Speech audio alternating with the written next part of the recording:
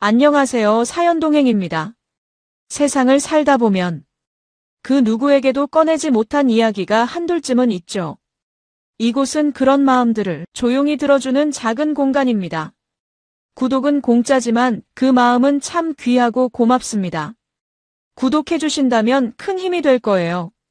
자, 그럼 오늘의 사연 시작합니다. 안녕하세요, 여러분. 먼저 말씀드릴 게 있는데 제가 오늘 들려드릴 이야기는 실제로 제가 겪은 사연입니다. 다만 개인정보 보호를 위해서 이름이나 직업, 나이, 지역 등은 모두 각색되었으니 혹시 비슷한 분이 계시더라도 오해하지 마시기 바랍니다. 저는 올해 45인 윤상호라고 합니다. 중소기업을 운영하고 있고 아내는 박민정이라고 해요. 40살이고 지역에서 헤어샵을 운영하고 있습니다. 지금까지 그럭저럭 평범하게 살아왔다고 생각했는데 정말 세상에 이런 일이 있을 줄은 몰랐네요. 사업을 시작한 지 벌써 10여 년이 넘었습니다. 처음엔 정말 힘들었죠. 밤늦게까지 일하고 주말에도 쉬지 못하고. 그래도 가족을 위해서라면 뭐든 할 수 있다고 생각했거든요. 민정이도 처음엔 정말 많이 도와줬습니다. 장부 정리부터 시작해서 고객 관리까지 제가 밖에서 뛰어다닐 때 집안일은 물론이고 사업 뒷바라지까지 다 해줬으니까요. 그 시절을 돌이켜보면 정말 행복했던 것 같아요. 비록 경제적으로는 여유롭지 않았지만 서로 의지하고 함께 꿈을 향해 나아간다는 느낌이 있었거든요. 민정이는 제가 늦게 들어오면 따뜻한 밥을 차려놓고 기다려줬고 힘든 일이 있으면 함께 고민해주고 격려해줬습니다. 정말 든든한 동반자였죠. 그런데 몇 년 전부터 뭔가 달라지기 시작했습니다. 민정이가 헤어샵을 차리겠다고 하더라고요. 처음엔 반대했죠. 집에서 아이들 돌보고 집안일 하는 것도 벅찬데 사업까지 하면 너무 힘들지 않겠냐고 말했거든요. 하지만 민정이는 굉장히 적극적이었습니다. 나도 뭔가 해보고 싶어. 당신만 일하면서 스트레스 받지 말고 나도 돈 벌어서 가게의 보탬이 되고 싶다고 하더라고요. 솔직히 그 말을 듣고 감동했습니다. 아내가 이렇게 적극적으로 나서서 가정을 위해 무언가 하려고 하는구나 싶어서 말이죠. 그래서 헤어샵 차리는 자금도 제가 지원해줬고 인테리어부터 장비까지 다 새로 해줬습니다. 몇 천만 원은 들어갔을 거예요. 당시 저희 형편에는 적지 않은 돈이었는데도 말이죠. 헤어샵을 시작하고 나서 민정이는 완전히 다른 사람이 되었습니다. 예전에는 집에서 조용하던 사람이었는데 갑자기 굉장히 활발해지더라고요. 새벽 일찍 나가서 밤늦게 들어오고 주말에도 거의 집에 없고 손님들이 많아서 바쁘다고 하길래 그러려니 했죠. 오히려 기뻤습니다. 아내 사업이 잘 되고 있구나 싶어서요. 처음 몇 달간은 정말 민정이가 열심히 하는 것 같았어요. 새로운 헤어 기술을 배우러 다니고 고객 관리에도 신경 쓰고 저녁에 집에 와서 하루 있었던 일들을 이야기해주기도 했고요. 오늘은 어떤 손님이 와서 이런 스타일로 해달라고 했는데 정말 예뻐졌다는 식으로 말이죠. 그런 민정이를 보면서 정말 자랑스러웠습니다. 그런데 이상한 건 민정이가 점점 집에서는 말이 없어지더라는 거였습니다. 예전에는 하루 있었던 일들을 서로 이야기하고 아이들 교육 문제나 집안일도 함께 의논했는데 어느 순간부터는 대화 자체가 줄어들었어요. 저녁에 집에 와서도 피곤하다며 바로 방에 들어가 버리고 주말에도 가게 일이 있다며 나가버리고 처음엔 사업 초기라서 그런가 보다 했습니다. 저도 사업 초기에 그랬으니까 이해할 수 있었거든요. 새로운 사업을 시작하면 신경 쓸 게 한두 가지가 아니잖아요. 고객 관리, 직원 관리, 재료 주문, 마케팅까지. 정말 바쁠 수밖에 없죠.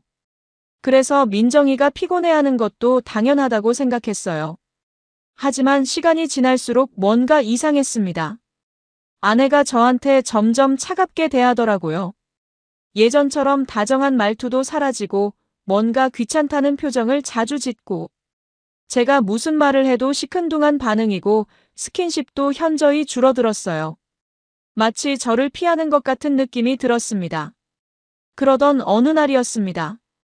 제 사업이 조금 어려워지기 시작했거든요. 코로나 때문이기도 하고 경기가 전반적으로 안 좋아져서 매출이 많이 떨어졌습니다. 고정비는 그대로인데 매출이 줄어드니까 정말 숨이 막히더라고요. 직원들 월급도 줘야 하고 임대료도 내야 하고 각종 세금도 있고 정말 하루하루가 버거웠어요. 그런 상황에서 민정이한테 상황을 설명하고 당분간 허리띠를 졸라매자고 이야기했죠. 요즘 사업이 좀 어려워서 당분간 생활비를 줄여야 할 것 같아. 불필요한 지출은 최대한 자제하고 알뜰하게 살아보자고 말했거든요. 그런데 민정이의 반응이 예상과 달랐습니다. 당신 사업은 변수가 너무 많잖아라고 하더라고요. 언제 어떻게 될지 모르니까 우리 재산은 내 명의로 해두면 더 안정적일 것 같아라고 말하는 거예요. 처음엔 무슨 소리인가 싶었죠. 그런데 민정이가 계속 설득하더라고요. 만약에 당신 사업에 문제가 생기면 집까지 날릴 수도 있잖아. 요즘 자영업자들 보면 하루아침에 모든 걸 잃는 경우가 얼마나 많아. 내 명의로 해두면 그런 위험에서라도 벗어날 수 있어. 어차피 우리가 함께 사는 건데 누구 명의든 상관없지 않아. 이런 식으로 말이죠. 솔직히 그때는 민정이 말이 일리가 있다고 생각했습니다. 사업하는 사람들이 실제로 그런 식으로 많이 하거든요. 사업자 개인 보증으로 대출을 받는 경우가 많아서 사업이 망하면 개인 재산까지 날릴 위험이 있으니까요.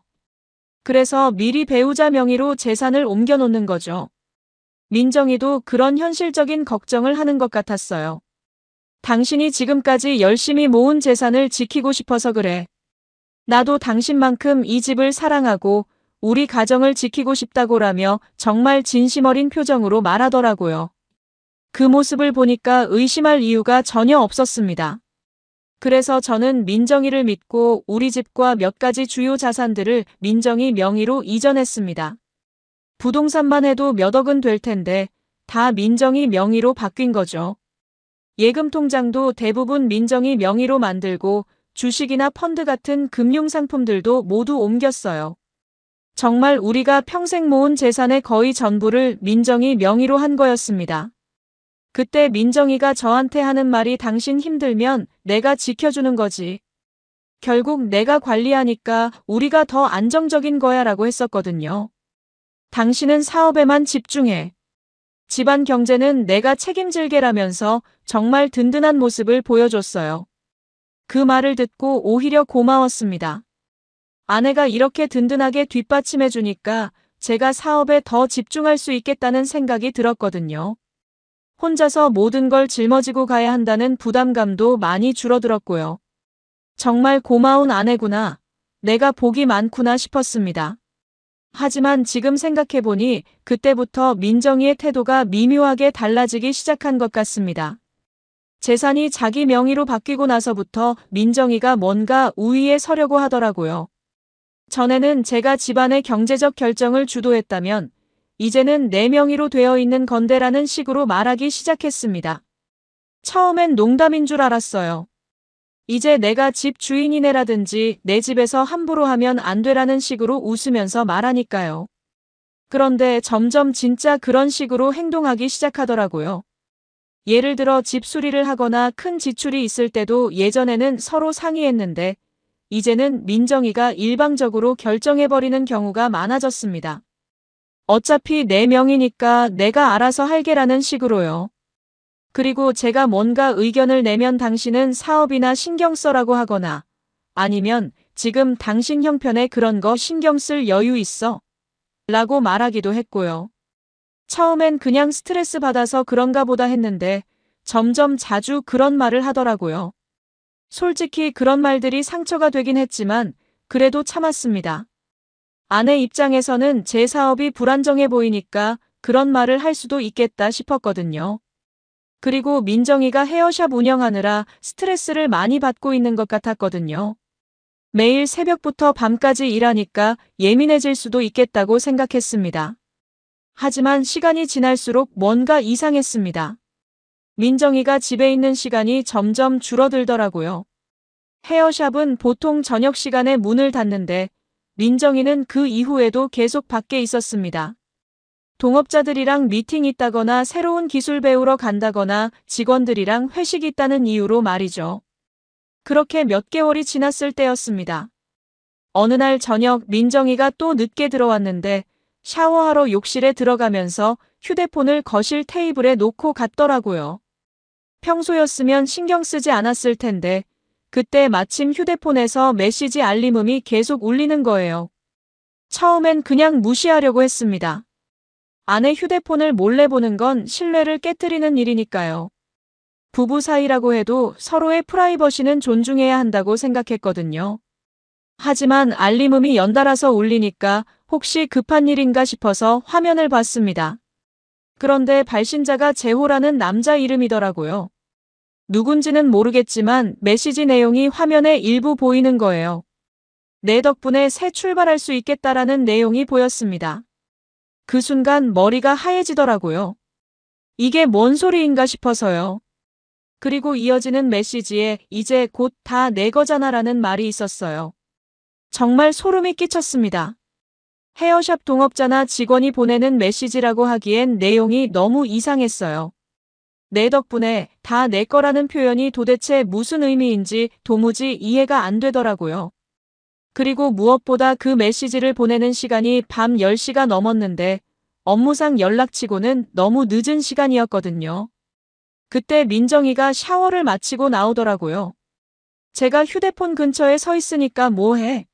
라고 물어보는 거예요. 저는 최대한 자연스럽게 메시지 계속 와서 급한 일인가 해서라고 대답했습니다. 민정이는 휴대폰을 확인하더니 아, 헤어샵 관련된 거야. 별거 아니야 라고 하면서 금세 휴대폰을 가져갔어요. 하지만 그때 민정이 표정을 보니까 뭔가 당황한 것 같았어요. 평소 같으면 누가 뭐라고 했는데? 라면서 자연스럽게 이야기했을 텐데 그날은 그냥 별거 아니야 라고만 하고 더 이상 말하지 않더라고요. 그리고 휴대폰을 들고 방으로 들어가 버렸습니다. 그날 밤 잠을 한숨도 못 잤습니다.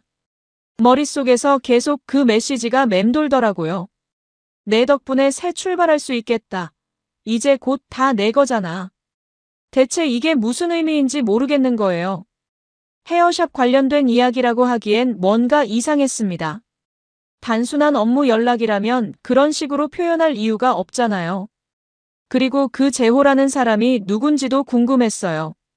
민정이가 헤어샵 이야기를 할 때 그런 이름을 들어본 적이 없었거든요. 직원들 이름은 대부분 알고 있었는데 재호라는 사람은 처음 듣는 이름이었어요. 혹시 새로 들어온 직원인가 싶었지만 그렇다면 민정이가 미리 말해줬을 텐데 그런 적도 없었고요. 다음 날부터 민정이를 유심히 관찰하기 시작했습니다. 그런데 정말 이상한 점들이 하나둘씩 보이기 시작하더라고요.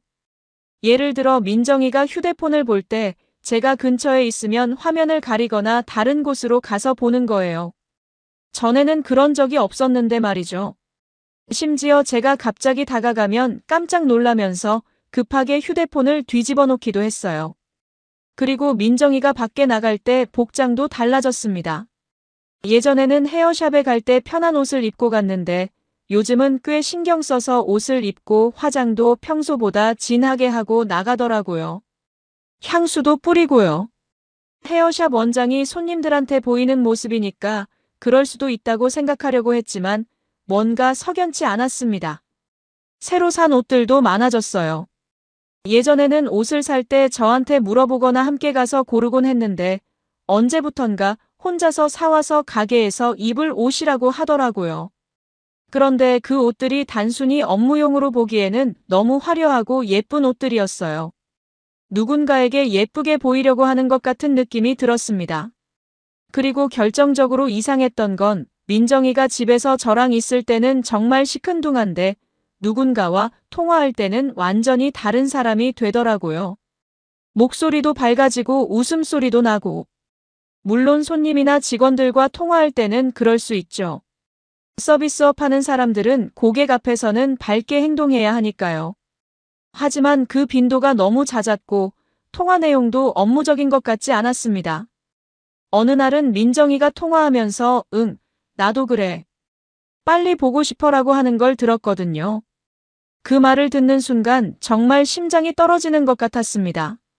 설마 하는 생각이 들기 시작했어요. 하지만 확실한 증거도 없는데 섣불리 의심할 수는 없잖아요. 그런데 며칠 후에 더 충격적인 일이 있었습니다. 민정이가 평소보다 일찍 들어와서 오늘은 일찍 끝났어라고 하더라고요. 그래서 함께 저녁을 먹으면서 대화를 나눴는데 문득 헤어샵 이야기가 나왔습니다. 요즘 손님이 많아서 힘들지? 라고 물어봤더니 민정이가 정말 바빠. 특히 새로운 직원 때문에 더 신경 쓸 일이 많아라고 하더라고요. 그래서 새로운 직원이 남자야 여자야? 라고 물어봤는데 민정이가 잠깐 말을 멈추더니 여자야. 경력이 많지 않아서 가르쳐 줄 게 많아라고 대답했습니다. 그런데 그 순간 민정이 표정이 뭔가 어색하더라고요. 눈을 제대로 마주치지 못하고 다른 곳을 보면서 대답하는 거예요. 그래서 그래. 이름이 뭐야? 라고 물어봤더니 김영희야라고 하는데 말이 좀 더듬거리더라고요. 그리고 아직 적응 못해서 실수가 많아. 그래서 내가 계속 옆에서 봐줘야 해라며 서둘러 화제를 돌리려고 하는 것 같았어요. 하지만 그 모든 게 너무 부자연스러웠습니다. 그 이후로 저는 정말 조심스럽게 민정이를 관찰하기 시작했습니다. 하지만 직접적으로 뭔가 확인할 수는 없으니까 답답하기만 했죠. 혹시 제가 의심병에 걸린 건 아닌가 싶기도 했어요. 요즘 경기도 안 좋고 사업도 힘드니까 스트레스를 받아서 괜한 생각을 하는 건 아닌가 하고 말이죠. 그러던 중 우연히 기회가 생겼습니다. 어느 토요일 오후였는데 민정이가 오늘 직원 교육이 있어서 나가야 해라고 하더라고요. 주말에 직원 교육을 한다는 게 좀 이상했지만 그럴 수도 있겠다 싶어서 그냥 그래, 조심해서 다녀와라고 했습니다. 하지만 속으로는 의구심이 들더라고요. 토요일에 직원 교육이라니. 보통 헤어샵들은 주말이 가장 바쁜 시간인데 그때 교육을 한다는 게 말이 안 되잖아요. 그리고 민정이가 나가면서 한 차림새도 너무 정성스러웠어요. 평소 교육이나 세미나에 갈 때와는 완전히 다른 모습이었거든요. 화장도 진하게 하고 새로 산 원피스를 입고 향수까지 뿌리고.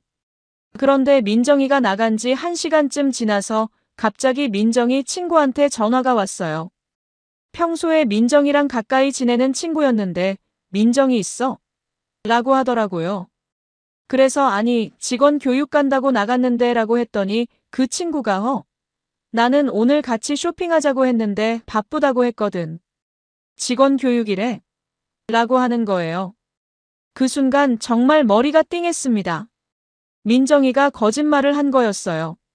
친구한테는 바쁘다고 하고 저한테는 직원 교육 간다고 하고. 그럼 진짜 어디에 간 거지? 그 친구와 통화를 마친 후 저는 정말 혼란스러웠어요.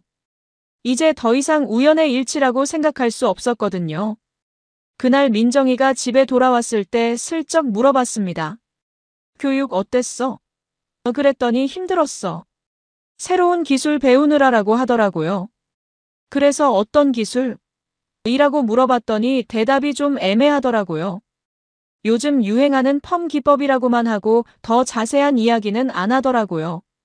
보통 민정이는 새로운 걸 배우면 자세히 설명해주곤 했는데 그날은 달랐어요. 그때부터 저는 정말 본격적으로 민정이를 의심하기 시작했습니다. 하지만 어떻게 확인해야 할지 몰라서 고민이 많았어요. 직접 물어볼 수도 없고 그렇다고 확실한 증거도 없고. 그러던 중 결심했습니다. 한번 직접 확인해보자고 말이죠. 다음 주 수요일이었습니다. 민정이가 평소처럼 오늘 좀 늦을 것 같아.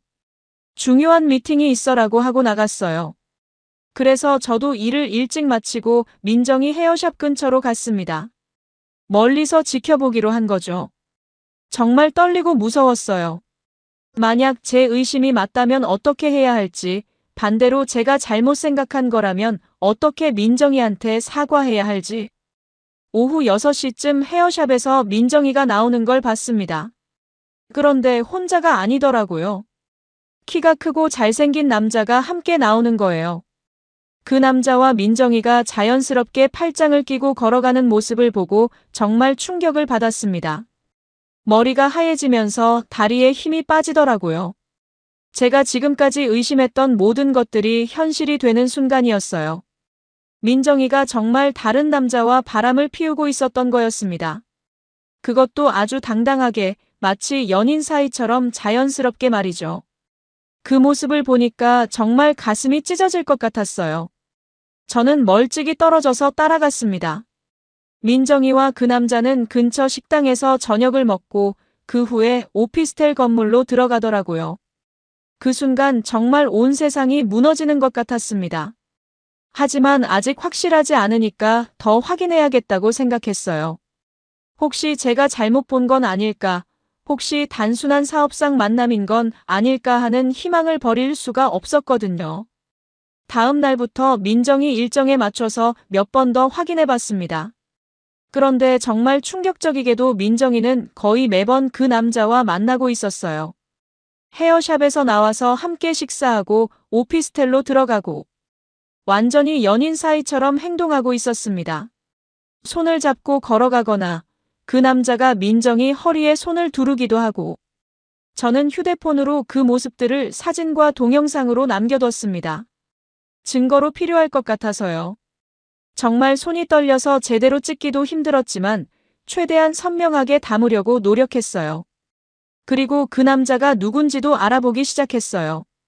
민정이 휴대폰에서 봤던 재호라는 이름이 바로 이 남자인 것 같았거든요. 며칠간 조사한 결과 그 남자는 이재호라는 사람이었고 민정이 헤어샵 근처에서 작은 사업을 하고 있다는 걸 알아냈습니다. 나이는 저보다 몇 살 어리고 이혼한 상태더라고요. 그리고 최근에 사업이 잘 안 돼서 빚이 좀 있다는 소문도 들었어요. 주변 상인들한테 물어보니까 그런 이야기가 나오더라고요. 그 순간 민정이 휴대폰에서 봤던 메시지가 떠올랐습니다. 내 덕분에 새 출발할 수 있겠다. 이제 곧 다 내 거잖아. 설마 민정이가 그 남자한테 우리 재산 이야기를 한 건 아니겠죠? 아니면 더 끔찍하게는 처음부터 계획적으로 저를 속이고 재산을 빼돌리려고 한 건 아닐까요? 그날 밤 민정이가 집에 돌아왔을 때 저는 최대한 평상시처럼 행동하려고 노력했습니다. 하지만 속으로는 정말 복잡하고 화가 났어요. 이 모든 게 사실이라면 민정이는 저를 완전히 속이고 있는 거잖아요. 그것도 몇 개월 동안, 아니 어쩌면 몇 년 동안 말이죠. 저녁을 먹으면서 저는 슬쩍 떠보기로 했습니다. 민정아, 요즘 헤어샵 일은 어때? 많이 힘들지? 그러자 민정이가 좀 바빠. 새로운 프로젝트 때문에라고 하더라고요. 그래서 무슨 프로젝트? 라고 물어봤더니 확장 계획 있어서라고 대답했습니다. 확장? 지금도 충분히 바쁜 것 같은데 괜찮겠어? 하고 물어봤더니 민정이가 당신은 걱정하지 마. 내가 알아서 할게라고 하더라고요. 그 말투가 예전과는 완전히 달랐어요. 뭔가 차갑고 거리감이 느껴지는 말투였거든요. 마치 저를 귀찮아하는 것 같은 느낌이었어요. 그리고 이어서 혹시 우리 돈, 내가 모르는데 쓰고 있는 거 있어? 라고 조심스럽게 물어봤습니다. 정말 떨리는 마음으로 했던 질문이었어요. 민정이가 어떻게 반응할지, 혹시 제 의심을 눈치챌까봐 무서웠거든요. 그 순간 민정이 얼굴이 굳어지는 게 보였어요. 젓가락 든 손도 잠깐 멈추더라고요. 하지만 곧 미소를 지으며 무슨 소리야? 가게 확장 준비 중이야. 당신한테 깜짝 선물처럼 말하려고 한 거야 라고 하는 거예요. 그 미소가 너무 어색하고 부자연스러웠어요. 억지로 만든 미소 같았거든요. 확장 준비라니? 구체적으로 어떤? 하고 더 물어봤더니 민정이가 아직 확정된 건 아니야. 괜찮은 자리가 나오면 분점을 내려고 알아보고 있어. 그래서 미리 자금 준비하고 있는 거야 라고 했습니다. 그리고 당신 사업도 어려운데 내가 더 벌어야지라면서 마치 저를 위해서 하는 일인 것처럼 포장하더라고요. 겉으로는 그래, 잘 됐네. 잘 준비해서 성공했으면 좋겠다고 말했지만 속으로는 전혀 믿어지지 않았어요. 민정이 표정이나 말투를 보니까 거짓말하고 있다는 게 느껴졌거든요.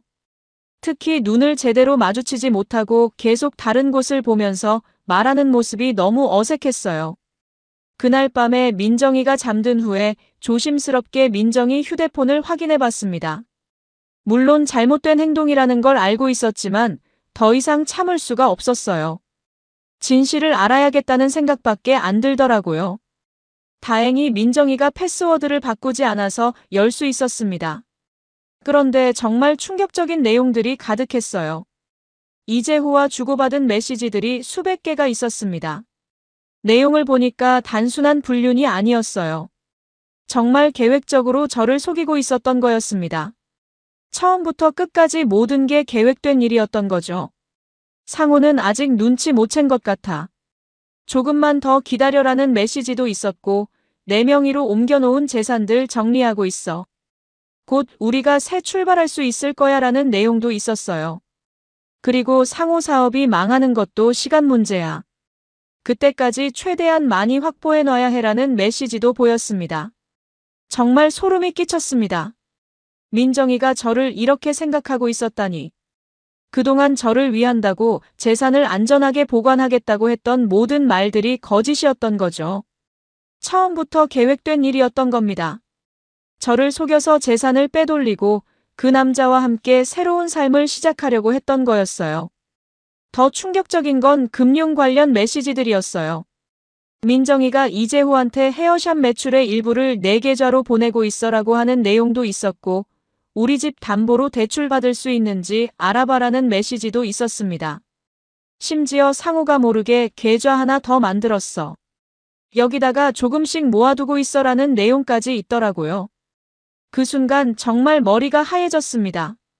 민정이가 단순히 바람을 피우는 게 아니라 저와 우리 가정을 완전히 파괴시키려고 하고 있었던 거예요. 그것도 이재호라는 남자와 함께 말이죠. 제가 열심히 일해서 모은 돈을 그 남자한테 주고 있었던 거였습니다. 그리고 더 끔찍한 내용도 있었어요. 상호는 정말 바보야. 이렇게 쉽게 속일 줄 몰랐어라는 메시지나 처음엔 좀 미안했는데 이제는 아니야. 어차피 상호 사업은 망할 거고 나는 내 인생을 살아야지라는 내용들. 정말 저를 완전히 우롱하고 있었던 거였어요. 저는 그 증거들을 모두 제 휴대폰으로 촬영해서 저장해뒀습니다. 그리고 조용히 민정이 휴대폰을 원래 자리에 놓고 침실로 돌아갔어요. 하지만 한숨도 잘 수가 없었습니다. 분노와 배신감, 그리고 앞으로 어떻게 해야 할지에 대한 막막함이 밀려왔거든요. 다음 날 아침, 민정이는 평소처럼 아무 일 없다는 듯이 행동했습니다. 오늘도 늦을 것 같아. 중요한 미팅 있어서라고 하면서 나가더라고요. 저는 조심해서 다녀와라고 대답했지만 속으로는 이미 계획을 세우고 있었습니다. 이대로 당할 수는 없다고 생각했거든요.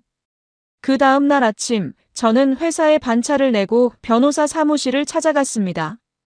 이런 상황에서 어떻게 대처해야 하는지 전문가의 조언을 들어보고 싶었거든요. 변호사님께 지금까지의 상황을 자세히 설명하고 제가 수집한 증거들도 모두 보여드렸어요. 변호사님은 제 이야기를 듣고 나서 심각한 표정을 지으시더라고요. 이건 단순한 불륜이 아니라 재산상 피해까지 동반된 심각한 사건입니다. 상간자 소송과 재산 환수 소송을 동시에 진행해야 할 것 같네요 라고 하시더라고요. 그리고 지금까지 수집하신 증거들이 매우 유용할 겁니다. 하지만 더 확실한 증거들이 필요해요 라고 조언해 주셨습니다. 변호사님의 조언에 따라 저는 더 체계적으로 증거를 수집하기 시작했습니다. 먼저 민정이와 이재호가 오피스텔에 출입하는 모습을 며칠 더 촬영했어요. 그리고 그 오피스텔이 누구 명의로 되어 있는지도 알아봤습니다. 알고 보니까 이재호 명의더라고요. 그리고 민정이 명의로 된 통장들을 확인해 봤어요. 법적으로 부부 재산이니까 확인할 권리가 있다고 변호사님이 말씀해 주셨거든요. 그런데 정말 충격적인 사실들이 드러났습니다. 헤어샵 매출 중 상당 부분이 이재호 계좌로 이체되고 있었어요. 그것도 정기적으로, 계획적으로 말이죠. 더 심각한 건 민정이가 우리 집을 담보로 대출을 받으려고 시도했다는 사실이었어요. 다행히 아직 실행되지는 않았지만 대출 상담을 받은 기록이 있더라고요. 만약 제가 조금 더 늦게 눈치챘다면 집까지 날릴 뻔했던 거였습니다. 변호사님은 이 정도면 충분한 증거가 확보됐다면서 상간자 소송과 재산 환수 소송을 동시에 진행하겠다고 하셨어요. 그리고 상대방이 눈치채지 못하도록 조용히 준비하는 게 중요하다고 강조하셨습니다. 저도 그렇게 하기로 했어요. 며칠 후 변호사님이 모든 준비를 마쳤다고 연락이 왔습니다. 법정에 제출할 서류들도 다 준비됐고 증거 자료들도 정리됐다고 하시더라고요. 이제 부인과 상간자에게 소장을 송달하면 됩니다 라고 하시면서 각오는 되셨죠? 라고 물어보시더라고요. 저는 네, 각오됐습니다 라고 대답했어요. 사실 두렵기도 했지만 더 이상 당할 수는 없다는 생각이 더 컸거든요. 민정이가 저를 이렇게 배신했는데 그냥 넘어갈 수는 없잖아요. 그리고 이재호라는 남자도 마찬가지고요. 남의 가정을 파괴한 대가를 치러야 한다고 생각했습니다. 소장이 송달된 날 민정이가 집에 들어와서는 완전히 패닉 상태였어요. 이게 뭐야? 왜 갑자기 이런 걸 해? 라면서 소리를 지르더라고요. 저는 침착하게 당신이 한 일을 생각해보세요 라고 말했습니다. 그랬더니 민정이가 뭔 소리야? 나는 아무것도 안 했어. 라고 부인하더라고요. 하지만 저는 이미 모든 증거를 다 가지고 있었어요. 휴대폰 메시지, 오피스텔 출입 사진, 금융거래 내역까지 다 있어요. 이제 와서 부인해도 소용없어요 라고 말했죠. 그러자 민정이 얼굴이 새하얘지더라고요. 당신이 내 휴대폰을 봤다는 거야? 라고 하면서 화를 내더라고요. 하지만 저는 당신이 저지른 일에 비하면 그런 건 아무것도 아니에요 라고 대답했습니다. 몇 년 동안 저를 속이고 다른 남자와 바람 피우고 우리 재산까지 빼돌린 당신이 뭔 소리를 하는 거예요? 그날 밤 민정이는 계속 변명하고 사과하려고 했어요. 미안해, 정말 미안해. 마음이 흔들렸던 거야. 다시는 안 그럴게라면서 울기도 하고. 하지만 저는 이미 마음을 정했어요. 너무 늦었어요. 이미 법적 절차가 시작됐어요 라고 말했죠. 법정 절차가 본격적으로 시작되자 정말 놀라운 일들이 벌어졌습니다.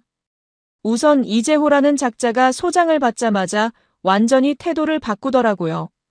민정이한테 이런 상황이 될 줄 몰랐다면서 당분간 만나지 말자고 하는 거예요. 정말 비겁한 놈이었던 거죠. 민정이는 이재호한테 계속 연락하려고 했지만 그놈은 아예 연락을 차단해버렸어요. 휴대폰도 바꾸고 오피스텔도 빼고 완전히 잠적해버린 거였습니다. 민정이가 그제서야 자신이 이용당했다는 걸 깨달았나 봐요. 집에 와서 재호가 연락이 안 되라면서 울더라고요. 하지만 저는 전혀 동정심이 들지 않았어요.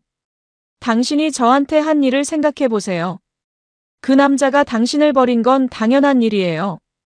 애초에 그런 관계가 진짜 사랑이었을 거라고 생각했어요? 라고 말했죠.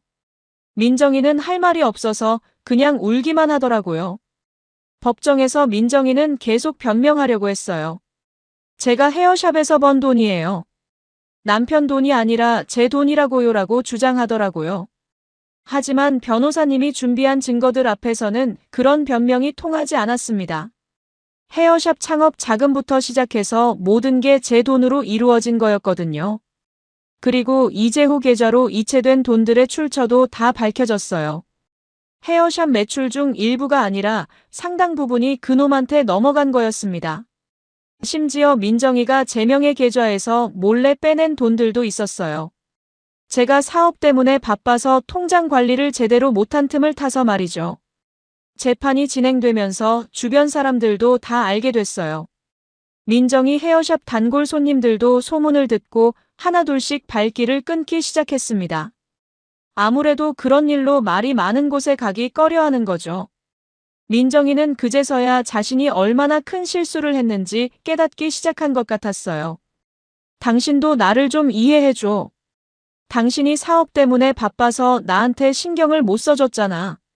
내가 외로웠다고라면서 저 탓을 하기도 했어요. 하지만 그런 변명이 통할 리가 없잖아요. 외로우면 바람을 피우고 재산을 빼돌려도 되는 거예요? 그게 말이 돼요? 라고 반박했죠. 그리고 민정이 친구들이나 가족들도 점점 민정이를 외면하기 시작했어요. 처음엔 부부싸움이니까 서로 양보하라는 식으로 말하던 사람들도 진실을 알고 나서는 태도가 완전히 달라졌거든요. 특히 민정이 어머니는 이런 창피한 일을 어떻게 할 수 있냐면서 민정이를 심하게 꾸중하셨어요. 한편으로는 이재호를 찾기 위한 노력도 계속됐어요. 그놈이 아무리 잠적했다고 해도 법적으로는 피할 수 없거든요. 변호사님이 전문적으로 수소문해 주신 덕분에 이재호의 행방을 찾을 수 있었어요. 다른 지역으로 도망가서 숨어 지내고 있더라고요. 이재호에게도 소장이 송달되자 그제서야 변호사를 선임했어요. 그리고 진짜 사랑이었다느니 민정 씨가 먼저 유혹했다느니 하는 말도 안 되는 변명들을 늘어놓더라고요. 하지만 증거는 증거였어요. 그놈이 민정이로부터 받은 돈의 규모, 그리고 그들이 주고받은 메시지 내용들이 모든 걸 말해주고 있었거든요. 재판 과정에서 이재호의 진짜 모습도 드러났어요. 알고 보니 그놈은 이전에도 비슷한 일을 한 적이 있더라고요. 다른 기혼 여성과 관계를 맺으면서 금전적 이득을 챙긴 전과가 있었던 거였습니다. 완전히 상습범이었던 거죠. 민정이는 그 사실을 알고 나서 더욱 절망했어요. 내가 정말 바보였구나 라면서 한탄하더라고요. 하지만 이미 늦었어요. 돌이킬 수 없는 강을 건너버린 거였거든요. 그리고 그 대가는 상상했던 것보다 훨씬 클 것이었습니다. 드디어 법원 판결이 나왔습니다. 결과는 제가 완전히 승리하는 것이었어요. 우선 상간자 소송에서 이재호에게 거액의 손해배상금을 지급하라는 판결이 나왔습니다. 그리고 민정이 명의로 되어 있던 재산들 중 제가 벌어서 모은 부분들은 모두 저에게 환수하라는 판결도 함께 나왔어요. 판사님은 피고들의 행위는 단순한 불륜을 넘어서 계획적이고 악의적인 재산 침탈 행위라고 규정하시면서 원고가 입은 정신적, 재산적 피해를 충분히 배상해야 한다고 판시하셨습니다. 정말 시원한 판결이었어요. 민정이는 판결문을 받아들고 완전히 무너졌어요. 이제 어떻게 살라는 거야 라면서 절망하더라고요. 하지만 저는 당신이 선택한 길이에요. 책임지고 살아가세요라고 말했습니다. 동정심이라고는 전혀 들지 않았거든요. 이재호는 손해배상금을 낼 능력이 없다고 하면서 파산 신청을 했어요. 하지만 변호사님이 재산 은닉 가능성이 있다며 강제 집행 절차를 밟았습니다. 그 결과 그놈이 숨겨뒀던 계좌들이 발견됐고 거기서 상당한 금액을 회수할 수 있었어요. 민정이한테서 받은 돈들이 고스란히 들어있더라고요. 민정이는 이제 헤어샵을 운영할 수도 없게 됐어요. 소문이 퍼져서 손님들이 다 떠났고 재산 환수 판결로 인해 가게 운영 자금도 없어진 거죠. 결국 헤어샵 문을 닫을 수밖에 없었습니다. 그렇게 민정이가 그토록 자랑스러워했던 사업도 끝이 났어요. 더 심각한 건 민정이의 인맥들이 모두 등을 돌렸다는 거였습니다. 헤어샵 관련 업계 사람들은 물론이고 동네 사람들, 심지어 가족들까지도 민정이를 피하기 시작했어요. 그런 일을 어떻게 할 수 있냐는 시선들을 견디지 못하겠다고 하더라고요. 민정이 어머니는 딸 때문에 얼굴을 들고 다닐 수가 없다면서 민정이와 연락을 끊으셨어요. 형제들도 마찬가지였고요. 민정이는 정말 모든 걸 잃게 된 거였습니다. 재산도 사업도 인맥도 가족도 모두 말이죠. 이재호는 더 비참한 상황이 됐어요. 손해배상금 때문에 완전히 파산했고 그의 전 행각들이 알려지면서 그 지역에서 완전히 매장당했습니다. 기혼 여성들을 꿰어서 돈을 뜯어내는 사기꾼이라는 소문이 퍼져서 아예 정상적인 사회생활을 할 수 없게 된 거죠. 어느 날 민정이가 저에게 마지막으로 애원하러 왔어요. 정말 미안해. 내가 정신이 나갔던 거야. 제발 한 번만 용서해줘. 다시 시작할 수 있게 해줘라면서 무릎까지 꿇더라고요. 하지만 저는 단호하게 거절했습니다. 민정 씨, 이미 끝난 일이에요. 당신이 저를 배신했을 때 우리 관계는 끝났어요. 그리고 당신이 한 일은 단순한 실수가 아니라 계획적인 범죄였어요. 용서받을 자격이 없어요라고 말했죠. 민정이는 울면서 그럼 나는 어떻게 살라는 거야 라고 하더라고요. 그건 당신 몫이에요. 당신이 선택한 길의 결과를 감당하세요. 저도 당신 때문에 엄청난 상처를 받았어요. 하지만 저는 제 힘으로 다시 일어설 거예요. 당신도 그렇게 하세요라고 대답했습니다. 몇 달 후, 민정이가 다른 지역으로 이사를 갔다는 소식을 들었어요. 그 동네에서는 더 이상 버틸 수 없었던 거죠. 이재호도 마찬가지로 어디론가 사라졌고요. 둘이 함께 갔는지는 모르겠지만 설령 그렇다고 해도 이미 망가진 관계가 제대로 될 리는 없겠죠. 저는 법원 판결로 되찾은 재산으로 사업을 다시 정비했습니다. 그동안 어려웠던 경영 상황도 많이 개선됐고 무엇보다 더 이상 뒤에서 발목을 잡는 사람이 없으니까 마음이 편했어요. 정신적으로도 훨씬 안정됐고요. 주변 사람들은 빨리 재혼하라고 권하기도 해요. 하지만 아직은 그럴 생각이 없어요. 이번 일로 인해 받은 상처를 치유하는데 시간이 필요하거든요. 그리고 무엇보다 앞으로는 정말 신중하게 사람을 판단해야겠다는 생각이 들어요. 어느 날 우연히 민정이 예전 친구를 만났는데 민정이 근황을 들을 수 있었어요. 그 친구 말로는 민정이가 지금 아주 힘들게 살고 있다고 하더라고요. 일반 미용실에서 직원으로 일하면서 최저임금도 못 받고 있다고 했어요. 그리고 이재호와는 진작에 헤어졌다고 하더라고요. 솔직히 민정이가 힘들다는 이야기를 들어도 별로 동정심이 들지 않았어요. 그보다는 역시 그럴 줄 알았다는 생각이 더 강했거든요. 애초에 진짜 사랑이 아니라 이해관계로 맺어진 관계였으니까 이익이 없어지면 당연히 끝날 수밖에 없었던 거죠. 제가 이 이야기를 하는 이유는 비슷한 상황에 있는 분들에게 말씀드리고 싶어서예요. 배신은 반드시 대가를 치르게 됩니다.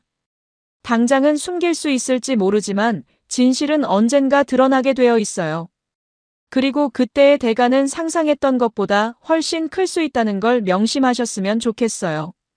저는 담담히 배신은 흔적을 남기지만 진실은 반드시 드러난다는 교훈을 얻었습니다.